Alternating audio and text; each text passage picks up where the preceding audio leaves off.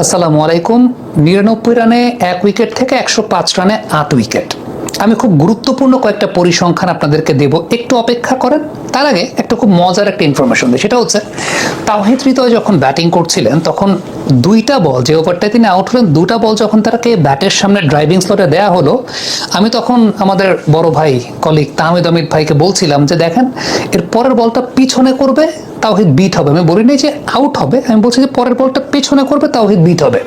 ঠিক তার পরের বলটা বোলার প্রেজেন্স অফ মাইন্ড ব্যবহার করে পেছনেই করলেন, তাওহিদ আউটই হয়ে গেলেন। আমি বলেছিলাম বিট হবে, অমিত ভাই আমার দিকে তাকিয়েছিলেন। আমি বললাম যে ভাই এটা মুখস্থ ব্যাপার। এখন এটা মুখস্থ ব্যাপার কেন আমি বলেছি, সেটা হচ্ছে যে এই ট্রিক্সটা বাংলাদেশের ব্যাটসম্যানদের এগেনস্টে বেশি করা যায়।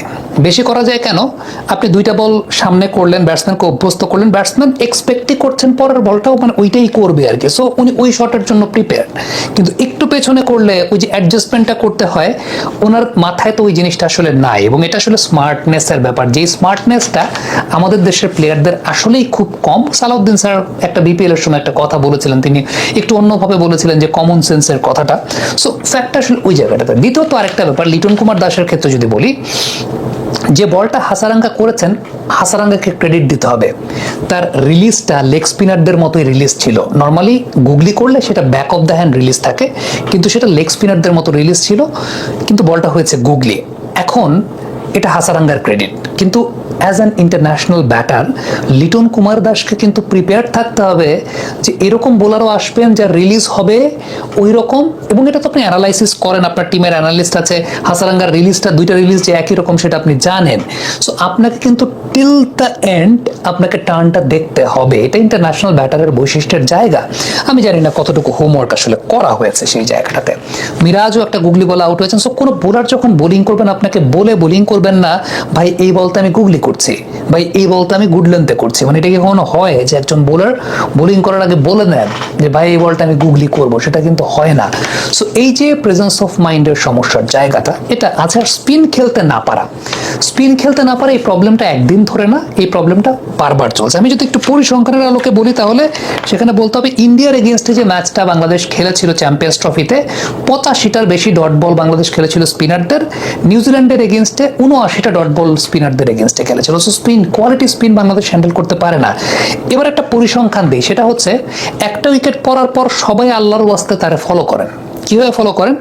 আপনি লাস্ট নিউজিল্যান্ডের সঙ্গে ম্যাচটা যদি চিন্তা করেন, 45 রানে প্রথম উইকেট পড়লো, 64 রানে দ্বিতীয় উইকেট পড়লো, আবার চতুর্থ উইকেট 106 রানে পড়লো, পঞ্চম উইকেট 118 রানে পড়লো। মানে 10 রানের ব্যবধানে দুইটা করে উইকেট, জোড়ায় জোড়ায় উইকেট যায়, ম্যাচ কিন্তু শেষ ওই জায়গাটায়।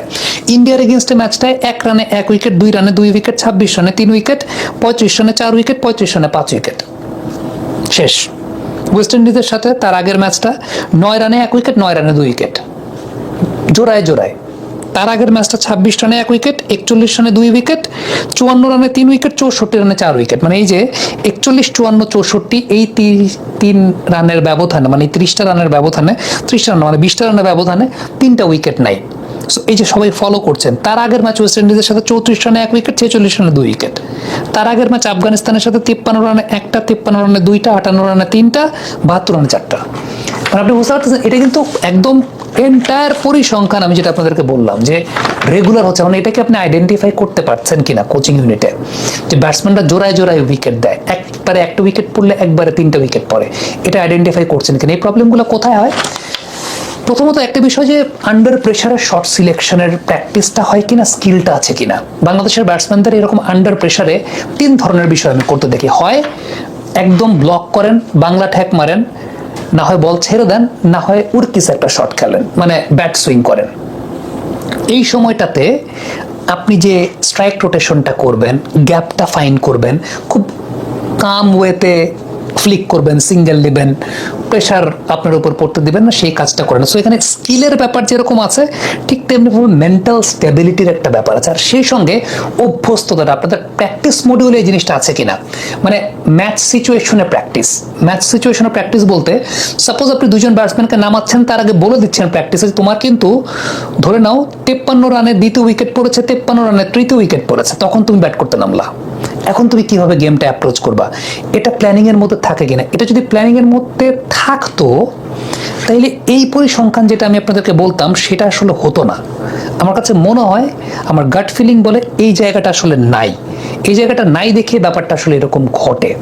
সো আমি জানি না যে এটা নোটিস করা হয়েছে কিনা, এই ডেটাটা নোটিস করা হয়েছে কিনা যে এরকমভাবে একটা উইকেট পড়লে পর এবং সেটা frequently match by match it has been going on for Bangladesh.